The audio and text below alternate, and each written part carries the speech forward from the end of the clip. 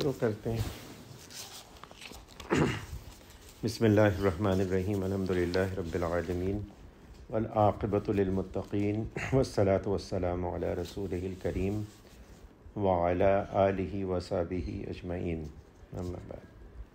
اللہ تعالیٰ کا فضل، احسان، شکر جتنا کیا جائے کم ہے، اور ہمارے حضرت مولانا تقی عثمانی صاحب بار بار ہم لوگوں کو نصیحت فرماتے ہیں، یاد دہانی کرواتے ہیں کہ کچھ وقت دن میں آپ الگ کر کے اور اسپیسیفائی کر کے فکس کر کے شکر ادا کریں اللہ کی نعمتوں کا، اور بہت بڑی عبادت ہے شکر کرنا اللہ کی۔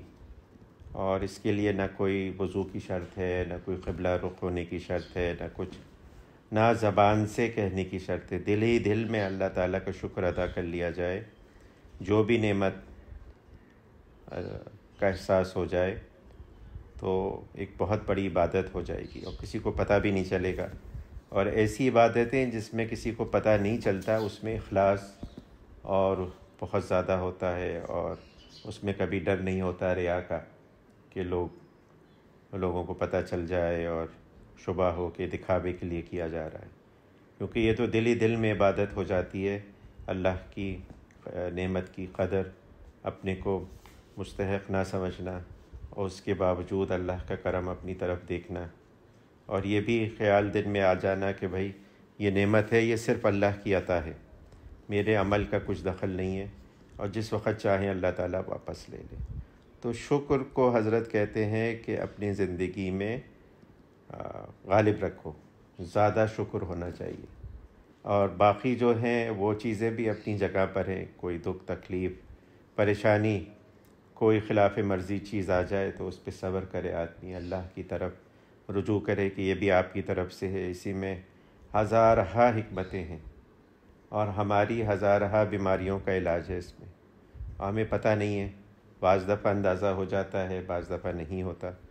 اور اسی طرح سے جو گزشتہ کے اعمال ہیں اس کا استغفار کرتا رہے آدمی، کبھی یاد آ جائے ہو یہ ہو گیا تھا، خود سے یاد نہ کرے۔ اس کو بہت سختی سے ہمارے اکابر نے منع کیا ہوا ہے کہ گناہوں کو یاد نہ کرے، اس سے نا آدمی میں ڈی موٹیویٹ ہوتا ہے، ایک افسردگی پیدا ہوتی ہے، اور آگے بڑھنے کا جذبہ نہیں اتنا رہتا۔ تو خود سے یاد نہ کرے، کبھی یاد آ جائے تو توبہ استغفار کر کے آگے بڑھے۔ اور اسی طرح سے آئندے کے اندیشے، کیا ہوگا، پاکستان ڈیفالٹ ہو جائے گا، کیا ہوگا، سب یہی پریشان ہو رہے ہیں۔ لیکن دعا کی توفیق بہت کم لوگوں کو ہو رہی ہے کہ اللہ تعالیٰ نے جس طرح سے ابھی کسی کا محتاج نہیں بنایا، اللہ تعالیٰ آئندہ بھی نہ بنائے۔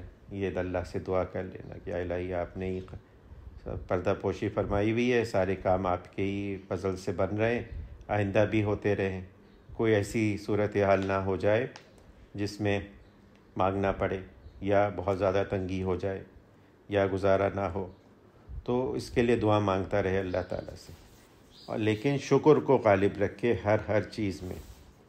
تو یہ بھی وقت شکر کا ہے کہ اللہ تعالیٰ نے توفیق عنایت فرمائی کہ اپنے مشغول مصروف زندگی میں تھوڑا سا وقت نکال کے بیٹھیں اور اللہ کو یاد کریں، اور متوجہ ہوں اللہ کی طرف، اللہ کا فضل تلاش کریں، اور جائزہ لیں کہ اللہ کو راضی کرنے کے لیے ہم کیا کر رہے ہیں، کیونکہ اللہ کی رضا ہی سب سے بڑی چیز ہے۔ جس کو یہ حاصل ہو گئی وہ کامیاب، اور جس کو نہیں حاصل ہوئی وہ اللہ بچائے کامیاب نہیں۔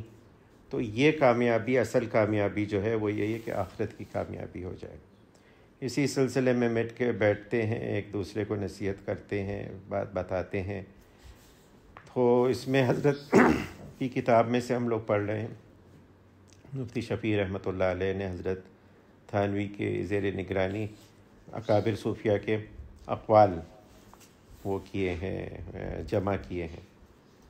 تو اس میں فرماتے ہیں کہ اب حضرت عبد الوہاب ثقفی، جن کی وفات 328 ہجری میں ہوئی، یعنی آج سے 1100 سال پہلے، فرماتے ہیں کہ کوئی شخص اگر تمام علوم کو جمع کر لے اور مختلف طبقات کے لوگوں کی صحبت میں رہے مگر اللہ تعالیٰ کے خاص بندوں کے درجے کو اس کے بغیر نہیں پہنچ سکتا کہ کسی شیخ کامل یا امام مصلح مشفق کی تربیت میں رہ کر مجاہدہ کرے۔ جو شخص کسی ایسے استاد کی خدمت میں رہ کر ادب و تعلیم حاصل نہ کرے جو اس کے اعمال کی عیوب اور نفس کی رعونت اس کو محسوس کرا دے، تصحیح معاملات کے لیے اس کی اقتداء جائز نہیں، کیونکہ وہ اس طریق کے باب میں اس کا مصداق ہوگا کہ وہ خود گمراہ ہے تو دوسروں کی کیا رہبری کرے گا۔ تو ایک بہت بڑی چیز کی طرف متوجہ فرما رہے ہیں حضرت کہ تمام علوم حاصل کر لیے، ہر طرح کی اچھی صحبت حاصل کر لی، لیکن تربیت نہیں حاصل کی۔ اب یہ کہہ رہے ہیں کہ یہ ساری چیزیں حاصل کر لیں، پڑھ لیا حدیث، قرآن، تفسیر اور جو چیزیں ہیں، عربی لینگویج ہے، فارسی ہے، سب پڑھ لیا، لیکن اللہ تعالیٰ کے خاص بندوں کے درجے کو اس کے بغیر نہیں پہنچ سکتا کہ کسی شیخ کامل یا امام مصلح مشفق کی تربیت میں رہ کر مجاہدہ کرے۔ اب یہ کیا مجاہدہ کرے؟ تو یہ بات جو ہے نا، یہ سمجھ میں نہیں آتی، اور یہ ہے مشکل بات، اور شیطان اس معاملے میں بڑا دھوکہ دیتا ہے۔ خود بھی اس نے یہی دھوکہ کھایا۔ اللہ تعالیٰ نے اس سے فرمایا کہ آدم علیہ السلام کو سجدہ کرو۔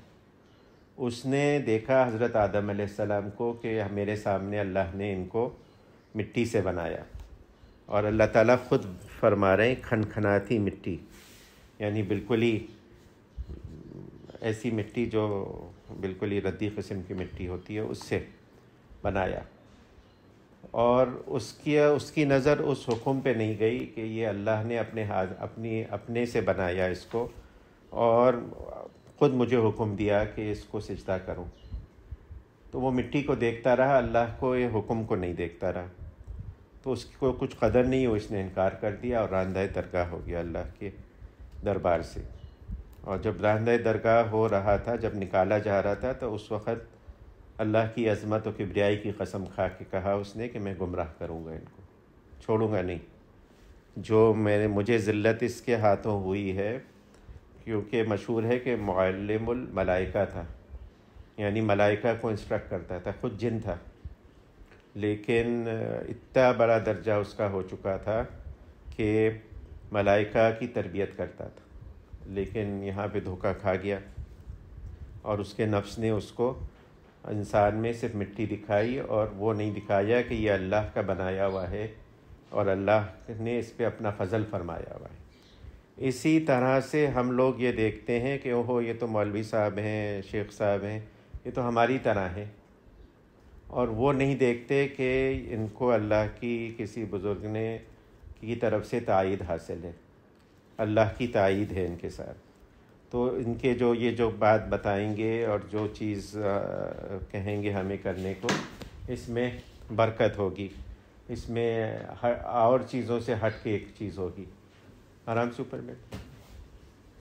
تو یہ حضرت مولانا روم فرماتے ہیں یہ ابلیسانہ نگاہ ہے، اور اسی سے لوگ گمراہ ہوتے ہیں کہ وہ دیکھتے ہیں اللہ کے اولیاء میں کہ یہ تو بشر ہیں، ہماری طرح کے انسان ہیں، اور وہ چیز نہیں دیکھتے کہ جو آدم علیہ السلام میں تھی، اللہ تعالیٰ کی خصوصی عنایت ہے ان کے اوپر، اور اسی وجہ سے محروم رہ جاتے ہیں کہ بھئی ان میں کیا خصوصیت کی بات ہے، ہم ان سے 1000 درجہ بہتر ہیں۔ اور بعض لوگ ایسے ہوتے ہیں، نہ وہ عالم ہوتے ہیں نہ حافظ ہوتے ہیں۔ حضرت حاجی امداد اللہ مہاجر مکی رحمۃ اللہ علیہ، جو پورے علماء دیوبند کے شیخ ہیں، وہ باضابطہ عالم نہیں تھے، پہلے 1-2 سال کی کتابیں پڑھی ہوئی تھی، لیکن وہ عالم نہیں تھے، لیکن ایسے لوگ ان کے پاس گئے۔ حضرت مولانا قاسم نانوتوی رحمۃ اللہ علیہ بانی دارالعلوم دیوبند، کہ ان کی کتابیں آج کل سمجھنا عام عالموں کے بس کی نہیں بات ہے، بہت فلسفیانہ کلام کرتے ہیں، سمجھنا مشکل ہے، یعنی ہم لوگ جیسے لوگ نہیں سمجھ سکتے، اس کی باقاعدہ شرح پڑھنی پڑتی ہے۔ تو ایسے لوگ گئے حضرت کے پاس اور اپنی اصلاح کرائی. حضرت مولانا رشید احمد گنگوہی رحمۃ اللہ علیہ اپنے وقت کے محدث، اور وہ خود ساری درجوں کی کتابیں پڑھاتے تھے، دورہ حدیث پورا خود کراتے تھے طالب علموں کو. وہ ایسے اس کے پاس جا رہے ہیں جو خود دورہ حدیث نہیں کیے ہوئے اور ان سے اپنی اصلاح کرا رہے ہیں. حضرت مولانا اشرف علی تھانوی رحمۃ اللہ علیہ حکیم الامت، انہوں نے تفسیر، حدیث، کیا کیا چیزوں پہ کام کیا، اور قرات میں بھی ماہر ہیں، حافظ بھی ہیں، سب کچھ ہے. اس کے باوجود حضرت مولانا حضرت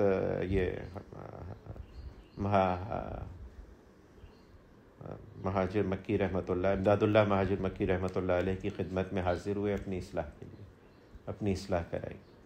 اسی طرح ہمارے شیخ حضرت مفتی محمد تقی عثمانی صاحب اپنی اصلاح کے لیے انہوں نے رجوع کیا ڈاکٹر عبدالحی رحمۃ اللہ علیہ سے. اب اس وقت یہ نہیں تھا کہ یہ 1960s کی بات ہے، اس وقت یہ نہیں تھا کہ لوگ موجود نہیں تھے. حضرت تھانوی کے خلفاء موجود تھے اور کراچی میں موجود تھے مختلف حضرات، لیکن اس کے باوجود اپنے والد کے مشورے سے انہوں نے ڈاکٹر عبدالحی رحمۃ اللہ علیہ کو سلیکٹ کیا اور ان سے اصلاح کرائی. اور یہی فرمایا ان کے والد صاحب نے کہ نہیں، ان سے کراؤ اپنی اصلاح، کیونکہ یہ خناس جو ہے نا، عالم ہونے کا خناس اور یہ علم کا، یہ نا یہ دماغ سے نکلے گا اور پھر پتہ چلے گا. تو اس میں ہم لوگ وہ رہ جاتے ہیں کہ بھائی فلاں تو ان کو تو یہ بھی نہیں آتا، یہ بھی نہیں آتا، یہ بھی نہیں آتا. تو اس نظر سے نہیں دیکھیں. جو چیز کے لیے وہ جس چیز کی، اور یہ بات ان لوگوں کو بھی یعنی یاد رکھنی چاہیے کہ بھائی جو بزرگ اجازت دے رہے ہیں وہ کس چیز کی اجازت دے رہے ہیں؟ وہ اس چیز کی اجازت دے رہے ہیں کہ تم دوسروں کے اخلاق کی اصلاح کرو. اب یہ نہیں کہ آپ حدیث و قرآن اور تفسیر بیان کرنا شروع کر دیں جبکہ آپ نے پڑھی نہیں ہے، وہ آپ کا فیلڈ ہی نہیں ہے. آپ کا فیلڈ تو ہے اخلاق کی اصلاح کرنا.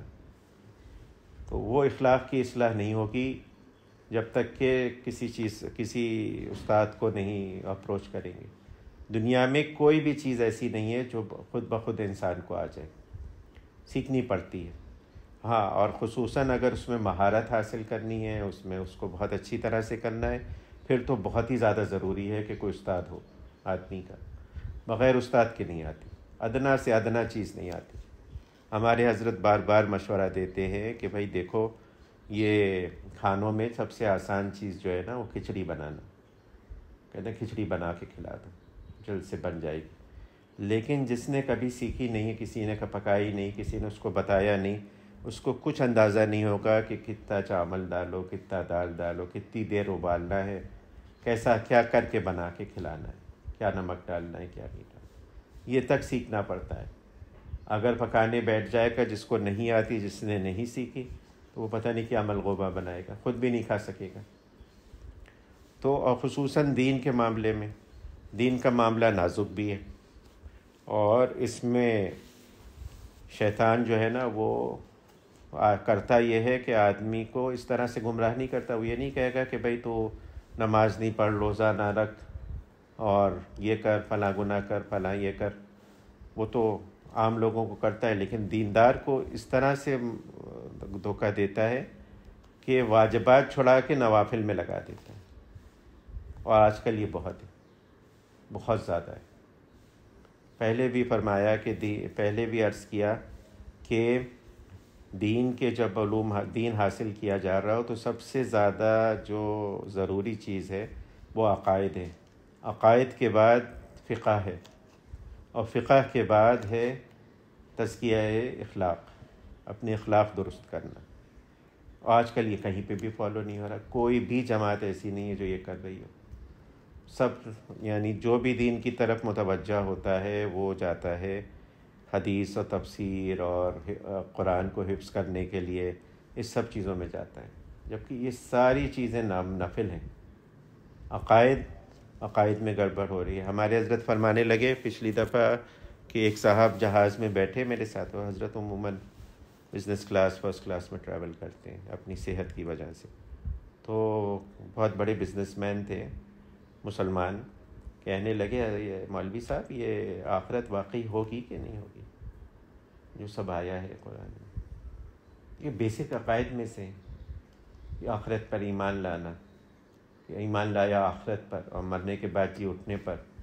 تو یہ تو نعوذ باللہ اگر کوئی یہ شک شبہ رکھے ہوئے ہے دل میں کہ آخرت ہوگی بھی کہ نہیں ہوگی، کیا معلوم حضور صلی اللہ علیہ وآلہ وسلم نے جو خبریں دی ہیں سچ ہیں کہ نہیں ہیں، تو ایمان ہی جاتا رہے گا. تو عقائد اپنی جگہ رہے، اور عقائد میں بھی گڑبڑ ہو رہی ہے. ایسے عقائد رکھے جا رہے ہیں کہ جو نہیں رکھنے چاہیے. فلاں بھی مدد کر سکتا ہے، فلاں بھی سن سکتا ہے ہماری فریاد کو، فلاں سے بھی مانگ سکتے ہیں. اور جب پریشان ہوتے ہیں، گھبرا جاتے ہیں، کوئی بیمار ہو گیا، کچھ اور مصیبت آ گئی، تو لوگ کر بھی جاتے ہیں، لوگ منتیں مان لیتے ہیں، کیا کیا کر لیتے ہیں، کسی کو پکار لیتے ہیں. تو یہ تو بیسک عقائد کے خلاف چیزیں ہو گئی. اور فقہ کی کسی کو خبر ہی نہیں ہے. آپ کسی سے جا کے پوچھیں کہ آپ کس کو فالو کرتے ہیں فقہ میں، تو بتا نہیں پائیں گے. عام آدمی نہیں بتا پائے گا کہ ہم کس کو فالو کرتے ہیں. امام ابو حنیفہ کو فالو کرتے ہیں، کس کو کرتے ہیں. وہ کہتے ہیں بس ہم تو اسلام کو فالو کرتے ہیں. اگر ان سے کہہ دیا جائے کہ بھائی نہیں ہم لوگ تو ہندوستان پاکستان میں تو حضرت امام حنیفہ کے مقلد ہیں، تو ان کو عجیب سا لگتا ہے. وہ کہتے ہیں کہ ہو یہ کیا بات، تفرقے کی بات کی آپ نے، یہ تو گروپ بندی ہے. تو فقہ کی بھی کوئی خبر نہیں. اور ابھی کسی صاحب نے مجھ سے فرمایا کہ ایصال ثواب کرنا ہے ہم کو اپنی عزیز بہت قریب والدین کے لیے شاید. تو میں کہا بھائی یہ فقہ میں تو یہ ہے کہ سب سے پہلے یہ دیکھا جاتا ہے کہ کوئی قرض تو واجب نہیں ہے. قرض سب سے پہلے ادا کیا جاتا ہے. مہر نہیں ادا کیا بیوی کا تو مہر ادا کیا جاتا ہے. اور پھر دیکھا جاتا ہے کہ کچھ نماز، روزہ، حج، زکوٰۃ تو اس کے ذمہ نہیں رہتا واجبات میں سے. تو پھر وہ اگر تمام ورثہ یا اس نے وصیت کی ہے راضی ہو جائے تو وہ ادا کیا جاتا ہے. اور اس کے بعد کہیں جا کے اس نفلی ایصال ثواب کا درجہ آتا ہے کہ قرآن خوانی کی جائے اور لوگوں کو کھانا کھلایا جائے، خیرات صدقہ کیا جائے. تو فقہ نہ جاننے سے یہ گڑبڑ ہو جاتی ہے. ابھی ہمارے ایک دوست فرمانے لگے کہ بھئی آپ چلیں، اجتماع ہو رہا ہے اس میں چلیں، فلاں جگہ چلیں. تو باتوں باتوں میں ذکر آیا کہ بھئی آپ نے اپنی پہلے کی نمازیں، آپ کی عمر تقریباً 60-70 سال ہو گئی ہے، 2-3 سال سے آپ لگے ہیں تبلیغ میں، آپ نے وہ پوری کرنی شروع کی ہیں کہ نہیں؟ تو ان کو بہت تعجب ہوا کہ یہ بھی کرنے کی کوئی چیز ہے. اصل کام تو یہ ہے کہ اللہ کے راستے میں نکلا جائے. تو میں کہا نہیں، یہ تو بات کی چیز ہے، تو نفلی چیز ہے، یہ فرض کفایہ ہے. جو لوگ وہ ہیں، میری آپ کی پرائیورٹی تو یہ ہے کہ ہم اپنی توبہ مکمل کریں، ہمارے ذمہ جتنی نمازیں ہیں وہ ادا کریں. اور شیطان لگاتا ہے کہ نہیں تم نفلی کام میں لگو، تم یہ تبلیغ کرو 40 دن کے لیے، 4 مہینے کے لیے غیر ملکی جماعت میں جاؤ، سال لگاؤ، یہ کرو، فلاں چیز کرو، بیان کرو، اور کیا کیا کرو. جبکہ واجب ہمارے لیے یہ ہے کہ بھئی ہم اپنی نمازیں پوری کریں. روزے نہیں رکھے تو روزے پورے کریں. تو اور یہ چیزیں مشکل ہیں، یہ مجاہدہ طلب ہیں. یہی کا فرما رہے ہیں کسی شیخ کامل یا امام مصلح مشفق کی تربیت میں رہ کر مجاہدہ کریں. اب مجاہدہ کیا کریں گے؟ پہلے زمانے کے لوگ تو مجاہدہ کرواتے تھے، بزرگ کم کھاؤ، کم بولو، کم ملو اور کم سو. یہ 4 مجاہدے تو بہت مشہور ہیں نا کہ بھئی. تو حضرت تھانوی رحمۃ اللہ علیہ فرماتے ہیں کہ بھئی ہم لوگ کمزور ہو گئے کہ ہم کھانا کم کریں تو جو کچھ کام کر رہے ہیں وہ بھی اس سے بھی جائیں، لیکن اعتدال رکھیں اس میں بھی. اور لیکن 2 مجاہدے حضرت کہتے ہیں ابھی بھی کرنے ہیں، کم بولنا اور کم ملنا لوگوں سے. کم بولنا اور کم ملنا. بولنا جو ہے نا، بولنا شروع ہوتا ہے آدمی تو بس بولتا ہی چلا جاتا ہے، اور اگر غور کرے گا تھوڑی سی بھی اس میں سلامت فکر ہوگی تو محسوس کرے گا کہ بہت زیادہ بولنے کے بعد وہ خالی سا محسوس کرے گا اپنے دل کو، سب چیزیں نکل جائیں گی اس میں سے. اور کم ملنا بھی، کیونکہ اللہ تعالیٰ نے انسان کی فطرت میں یہ رکھا ہے کہ دوسروں سے اثر بہت لیتی ہے، اچھا برا اثر دونوں لیتی ہے. تو اچھی صحبت کا اچھا اثر ہوگا، بری صحبت کا برا اثر ہوگا. تو اس لیے ہر طرح کے وہ ہے. حضرت مولانا الیاس رحمۃ اللہ علیہ بانی تبلیغ جماعت، جب شروع میں نے تبلیغ شروع کی تو بہت اہتمام کرتے تھے کہ جب اپنا دورہ کر آتے تھے، گشت کر کے آتے تھے، اور کیونکہ میوات میں جاتے تھے. میوات وہ علاقہ ہے جہاں پر لوگ ہندو مسلم کمبائنڈ ریلیجن فالو کر رہے ہیں، بالکل اپنی معاشرت میں معاملات میں ہندو ہیں، نام مسلمانوں کے ساتھ. تو حضرت اہتمام فرماتے تھے کہ آ کے اعتکاف کریں مسجد میں، باقاعدہ اعتکاف کرتے تھے 2-3 دن کا. السلام علیکم، کیا حال ہے؟ تو اعتکاف کرتے تھے حضرت، اور کہتے تھے کہ بھائی یہ جو میں ایسے لوگوں کی صحبت میں رہا ہوں تو یہ ضروری ہے میرے لیے کہ میں اپنے آپ کو تھوڑا سا وہ کروں، اپنے اوپر کام کروں اور متوجہ اللہ ہوں. اور حضرت یہی فرماتے تھے کہ بھائی 1 روپے میں 16 آنے ہوتے ہیں، تو 14 آنے اپنے اوپر محنت کرنی ہے، 2 آنے اور لوگوں پر. لیکن وہ آج کل الٹا ہوا ہے، ساری محنت جو ہے وہ دوسروں کی اصلاح میں زیادہ ہے اور اپنی اصلاح میں نہیں. کیوں؟ اس لیے کہ بغیر سپرویژن کے کام کرتے ہیں، تربیت، اور اسی لیے گڑبڑ ہو رہی ہے. ہر آدمی جو ہے وہ اپنی رائے رکھتا ہے اور وہ نہیں کرتا جو کام کرنے کا ہے. ایک بزرگ کہنے لگے، میرے دل میں خیال آیا کہ بھئی یہ میں پڑھا ہوا ہوں، اپنی اصلاح اپنے معاملات میں لگا ہوا ہوں، مجھے یہ کرنا چاہیے کہ میں جاؤں اور جہاد میں شامل ہوں اور وہاں پہ لڑوں. تو ان کو یہ خیال آیا، کہنے لگے اچھا. 2-3 دفعہ جب خیال آیا تو انہوں نے اپنے جا کے شیخ سے کہا کہ مجھے یہ خیال آ رہا ہے. کہ وہ کہنے میں تم کیا کر کے آ رہے ہو، تم کام تو کچھ بھی نہیں کر رہے ہو، تم تو اللہ کر رہے ہو، اپنے معمولات پورے کر رہے ہو اور ایک عام زندگی گزار رہے ہو، جبکہ تمہیں کچھ کام کرنا چاہیے بہتری کے لیے امت کی. تو ان کے شیخ نے کہا کہ یہ نا تمہیں شیطان دھوکہ دے رہا ہے، یہ روز کی مشقت سے یہ وہ ہو بیزار آ چکا ہے کہ روز ان سے کہہ رہے کہ بھئی تہجد کے لیے اٹھو، اتنا ذکر کرو، قرآن پڑھو، گناہ سے بچو. تو وہ یہ چاہتا ہے کہ ایک ہی دفعہ میں جاؤ اور جہاد کرو اور شہید ہو جاؤ. تو یہ تو دھوکہ ہے. شیطان اسی طرح سے مذہبی لوگوں کو دھوکہ دیتا ہے، دیندار لوگوں کو، کہ نیکی بڑی نیکی سے ہٹا کر چھوٹی نیکی میں لگا دیتا ہے، واجبات اور فرائض چھڑا کر اور نفل میں لگا دیتا ہے، نفل عبادت میں لگا دیا. اب نفل کہے جا رہے ہیں، لیکن نفل جو ہے نا وہ کبھی بھی حضور صلی اللہ علیہ وآلہ وسلم خود ارشاد فرما رہے کہ جس نے جان بوجھ کے رمضان کا روزہ چھوڑ دیا وہ چاہے عمر بھر نفل روزہ رکھتا رہے، پہنچ نہیں سکتا اس درجے کو، اس ثواب کو. تو یہ کمپیریزن نہیں ہے. تو اس لیے بہت ضروری ہے کہ جو بھی دین کا کام کیا جائے وہ پوچھ کے کیا جائے، اور سب سے زیادہ اپنے اوپر کام کیا جائے.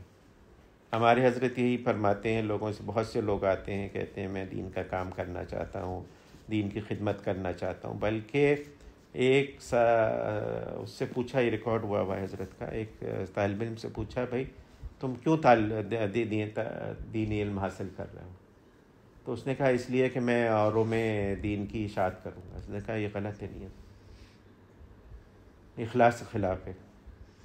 اپنے لیے نیت ہونی چاہیے کہ میں اپنی اصلاح کروں گا، سب سے پہلے مجھے دین کی صحیح فہم آ جائے، دین پہ عمل ہو جائے. اور جب تک عمل نہیں ہوتا اثر نہیں ہوتا. وہ مشہور واقعہ نا بچوں کو سنایا جاتا ہے کہ ایک والدہ صاحبہ آئی ہیں شیخ کے پاس کہ میرا بیٹا گڑ بہت کھاتا ہے، تو آپ نصیحت کر دیجئے اس کو کہ گڑ نہ کم کھایا کرو، نہ کھایا کرو. تو کہہ لیں گے اچھا کل آنا. تو کل آئی تو انہوں نے کہا کہ بیٹا گڑ کم کھایا کرو، بس یہ کہا اور چلی گئی. تو مریدین جو ساتھ میں بیٹھے تھے انہوں نے کہا کہ یہ کیا بات ہوئی، کل ہی کہتے تھے. پھر سے بلایا بیچاری بڑھیا کو آپ نے. تو کہنے لگے بات یہ تھی کہ میں بھی گڑ بہت کھاتا ہوں، اگر میں کہتا نا تو اثر نہیں ہوتا، اس دن میں نے چھوڑا کھانا تاکہ جب میں کہوں دوسرے دن تو اس میں اثر آئے۔ اثر اسی لیے نہیں آ رہا، آج کل ہزارہ مواقع ہے، ہر چیز پہ، ریڈیو، ٹی وی، انٹرنیٹ، اخبار، کتابیں، ہر جگہ پر اشاعت ہو رہی ہے دین کی۔ کوئی یہ نہیں ہے کہ دین کی اشاعت کم ہو رہی ہے، اثر نہیں۔ حضرت شیخ عبد القادر جیلانی رحمۃ اللہ علیہ، ان کی آوازوں میں لاکھوں لوگ شامل ہوتے تھے۔ ایک دن انہوں نے کہا، اپنے بیٹے کو کھڑا کر دیا، تم واز کرو۔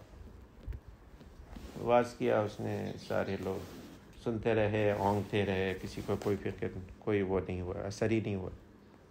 پھر بیٹھے اور پھر ایک معمولی سا جملہ کہہ دیا کہ بیٹھ کے کہ واقعہ سنا دیا کہ بھائی کوئی بھی ایسی بات کر دی، لوگ جو ہے بالکل ہی ان کی چیخیں نکل گئیں۔ دکھانا یہی تھا نا کہ بھائی بات تو جس میں اثر ہوتا ہے اس کے لیے بہت وہ کرنا پڑتا ہے۔ حضور صلی اللہ علیہ وآلہ وسلم کی صحبت، دیدار ایسا تھا کہ یہودی اور مشرکین آتے تھے، کہتے تھے کہ یہ کسی جھوٹے آدمی کا چہرہ نہیں ہو سکتا، دیکھ کے یہ کہتے تھے۔ حضور کے ساتھ جب معاملہ کرتے تھے، کوئی وہ کرتے تھے نا، تو فوراً گواہی ان کا دل دے دیتا تھا کہ یہ سچی بات ہے۔ اور الحمدللہ ہمارے اکابر بھی یہ جب بیٹھتا ہے، دیکھتا ہے آدمی کہ کتنے سمپل، کتنی جیسا ظاہر ویسا باطن، بالکل ویسا نظر آتا ہے، تو اثر بہت ہوتا ہے ان سب باتوں۔ تو یہ بہت ضروری حضرت فرما رہے ہیں کہ تمام علوم حاصل کر لے آدمی، حدیث، تفسیر سب پڑھ لے۔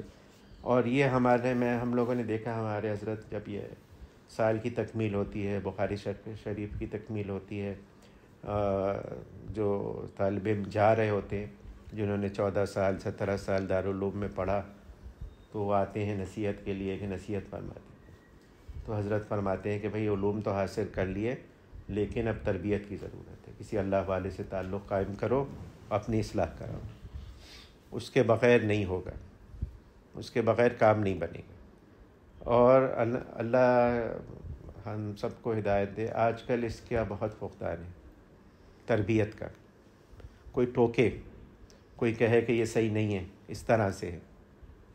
اور جب آدمی کرتا ہے تو پھر اللہ تعالیٰ کی طرف سے اس کی تربیت ہوتی ہے۔ حضرت سفیان ثوری ہے نا، ثوری ہے بیل، مسجد میں قدم رکھ دیا تھا، بایاں قدم پہلے رکھ دیا تھا، آواز آ گئی وہ بیل۔ یہ طریقہ ہے حضور صلی اللہ علیہ وآلہ وسلم کی سنت فالو کرنے کا۔ اس وقت سے یہ ثوری کا لقب پڑ گیا ان کا۔ تو حضرت کہتے ہیں، ہمارے حضرات فرماتے ہیں کہ بڑی نماز اور روزہ تو چھوڑو، استنجا کرنا تک نہیں آتا جب تک کہ تربیت میں نہیں رہتا آدمی، کہ دایاں پاؤں اندر رکھنا ہے، بایاں کرنا ہے، دعا پڑھنی ہے۔ اب یہ یہ باتیں عجیب سی لگتی ہیں، مسجد کو جا رہے ہیں، زیادہ تر لوگوں کو نہیں پتہ ہے کہ بھئی کیا دعا پڑھنی ہے مسجد جاتے ہیں۔ حضور صلی اللہ علیہ وآلہ وسلم کی دعا ہے، خصوصاً جو اپنی تربیت و سلوک میں لگے ہوئے ہیں نا، عالم حضرت پوچھتے ہیں۔ ایک دفعہ حضرت نے پوچھا، جب سورج نکلتا ہے تو کیا دعا پڑھی جاتی ہے؟ ایک آدمی کے علاوہ کوئی نہیں پتا بھائی، سارے طالب علم بیٹھے ہوئے تھے دور حدیث کے، صحیح۔ اور جس نے بتایا اس کی حضرت نے بہت اس کو شاباشی دی کہ ہاں واقعی صحیح بتایا۔ حضرت فرماتے ہیں کہ بھئی حدیث میں اور سیرہ میں اور یہ کتابوں میں یہ باتیں کیوں آئی ہیں؟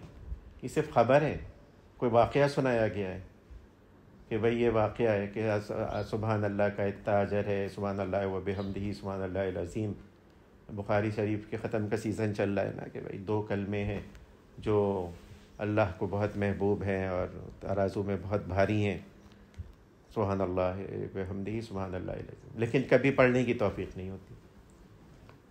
ہمارے حضرات کہتے ہیں کہ ایک تسبیح پڑھو، کم از کم ایک تسبیح روز پڑھو، کیونکہ یہ جو بتایا گیا ہے یہ نہیں۔ حضور صلی اللہ علیہ وسلم فرما رہے ہیں مفہوم حدیث کا کہ سبحان اللہ والحمد للہ ولا الہ الا اللہ واللہ اکبر میزان عمل کا پلڑا بھر، آدھا پلڑا بھر دیتی ہے، وہ بھر دیتی ہے۔ لا الہ الا اللہ، ایک آدمی ہوگا جس کا حساب لیا جا رہا ہوگا اور کچھ بھی نہیں ہوگا، اس کے جو برائیوں کا پلڑا ہے وہ زمین کو چھو رہا ہوگا، تو آخر میں جب کچھ نہیں رہ جائے گا، حواس باختہ ہو جائے گا، تو فرشتے ایک پرچی دیں گے کہ یہ بس رہ گیا ہے اس کا نیک کام. تو وہ یہی کہے گا اس ایک پرچی سے کیا ہوگا. تو وہ نیکیوں میں ڈالی جائے گی تو وہ جھک جائے گا پورا. کہا کیا تھا؟ وہ لا الہ الا اللہ تھا جو صدقے دل سے کہا. اور وہ لا الہ الا اللہ کہہ تو دیا، لیکن ہماری معمول کی زندگی میں دن میں کتنی مرتبہ کہنے کی توفیق ہوتی ہے. حضور صلی اللہ علیہ وآلہ وسلم جن سے ہم لوگ اتنی محبت کا اظہار کرتے ہیں، جن کی نعتیں پڑھتے ہیں اور جن کا دن مناتے ہیں اور جن کی معراج آج منائی جا رہی ہے، تو لیکن ان پہ درود کتنی دفعہ پڑھتے ہیں، جبکہ حضور صلی اللہ علیہ وسلم نے خود فرمایا کہ جو مجھ پہ درود ایک دفعہ پڑھتا ہے اس پہ اللہ تعالیٰ 10 دفعہ رحمتیں بھیجتے ہیں، اس کے 10 گناہ معاف ہوتے ہیں، اس کے 10 درجات بلند ہوتے ہیں. لیکن پورے دن میں کتنی مرتبہ توفیق ہوتی. تو یہ بزرگ لگاتے ہیں کہ بھئی یہ کرنا ہے، اپنے آپ کو وہ کرنا ہے، مرضی کے خلاف چلنا ہے. یہ ایک ہمارے ہاں یہ بن گیا ہے اپنی مرضی چلانا. جب چاہیں گے اٹھیں گے، جب چاہے سوئیں گے، جب چاہیں گے کھانا کھائیں گے، جب چاہیں گے جو چیز کریں گے. یہ جانوروں کی زندگی ہے، یہ انسانوں کی زندگی نہیں. حضور صلی اللہ علیہ وآلہ وسلم کی پوری زندگی منظم تھی. کب اٹھیں گے، کب بیٹھیں گے، کب کھائیں گے، کب ازواج مطہرات کے پاس تشریف لے جائیں گے، کب صحابہ کے پاس تشریف لے جائیں گے. منظم زندگی گزار کے گئے. اور یہ ہیپیزرڈ زندگی جو ہے نا، انڈسپلنڈ زندگی، یہی سب سے بڑا عیب ہے اور اسی کی اس کرنے کی ضرورت ہے. کبھی بھی تہجد کے لیے آدمی نہیں اٹھ سکتا جو 1 یا 2 بجے اٹھ سوئے گا.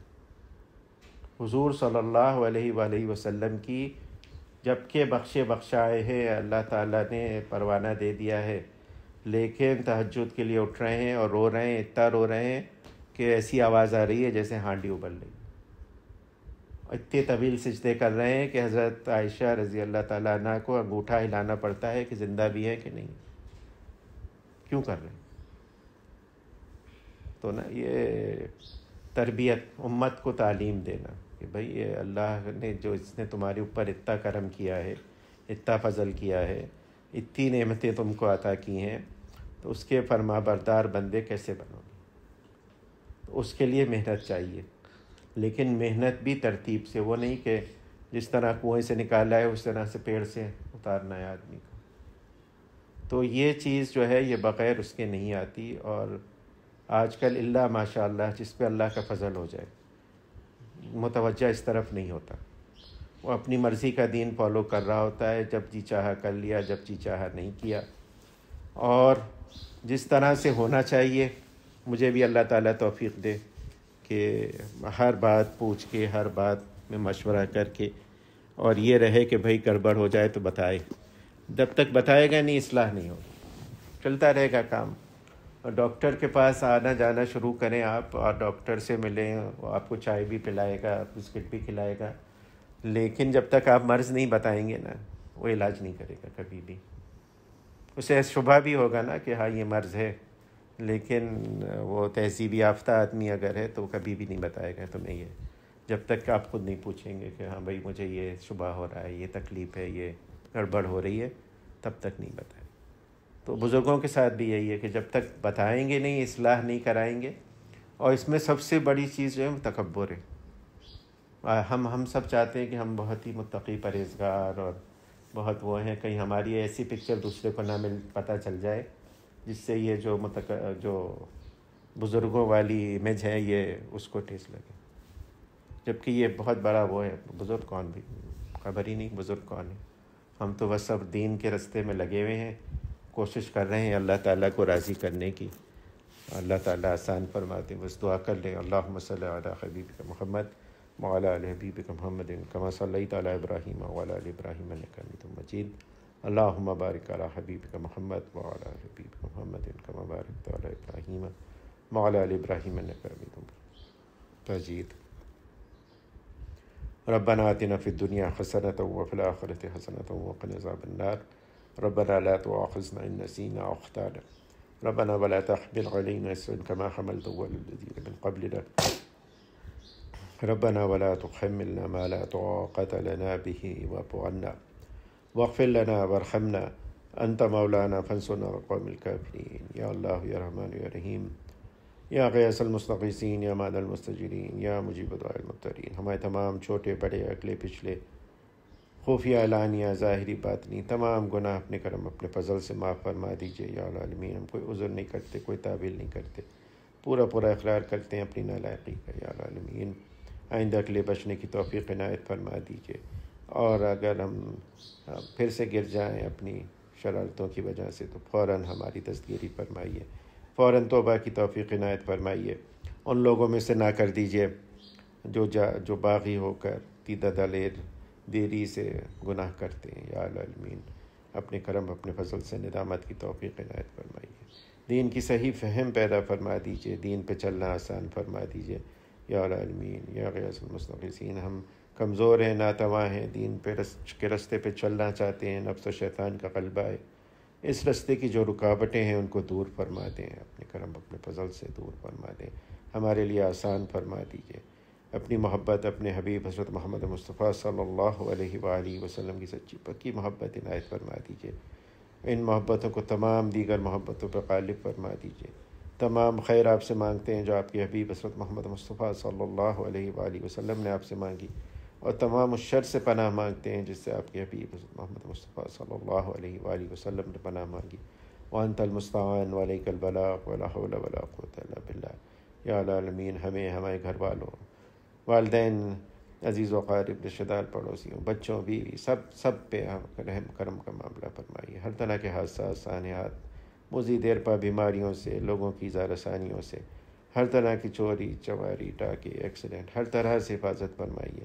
حلال واسع رزق بلا مشقت عنایت فرمائیے۔ بچے بچیاں جہاں کہیں بھی ہیں ان کی حفاظت فرمائیے، ایمان کی، جان مال عزت آبرو کی یا العالمین یا غیاث المستغیثین۔ ہمارے ملک کے حالات بھی درست فرما دیجیے یا العالمین، دینی دنیاوی دونوں معاملات درست فرما دیجیے یا العالمین۔ ہم کو احساس عنایت فرمائیے، واپس دین پہ لے آئیے، پوری امت پہ رحم و کرم کا معاملہ فرمائیے۔ جہاں جہاں مسلمان مظلوم ہیں ان کی مدد نصرت فرمائیے، کشمیر میں، برما میں، ترکی میں، شام میں، ہندوستان میں، اور خود ہمارے ملک پاکستان میں۔ اللہم اغفر لامت محمد صلی اللہ علیہ وآلہ وسلم، اللہم فرج عن امت محمد صلی اللہ علیہ وآلہ وسلم، اللہم اغفر لامت محمد صلی اللہ علیہ وآلہ وسلم یا العالمین۔ تمام بیماروں کو شفاء عاجلہ کاملہ دائمہ مستمر عنایت فرمائیے۔ خصوصاً عرفان صاحب ہمارے قریبی دوست ہیں، ان کی طبیعت بہت خراب ہے، ان کے لیے آسانی فرمائیے یا العالمین، ان کو آرام، سکون، چین عنایت فرمائیے یا العالمین۔ ہم سب کا ایمان پہ خاتمہ فرمائیے عافیت کے ساتھ۔ تمام یا العالمین جو مانگا وہ بھی عنایت کر دیجیے، جو مانگنا چاہیے تھا یاد نہیں آیا وہ بھی عنایت کر دیجیے، اور سب سے بڑھ کر یہ کہ ہم سب کو اپنے عافیت کے ساتھ اپنے اولیاء میں شامل فرما لیجیے۔ وصلی اللہ تعالیٰ علی خیر خلقہ نور عرشہ مظہر لطفہ محمد وآلہ وصحبہ اجمعین برحمتک یا رب۔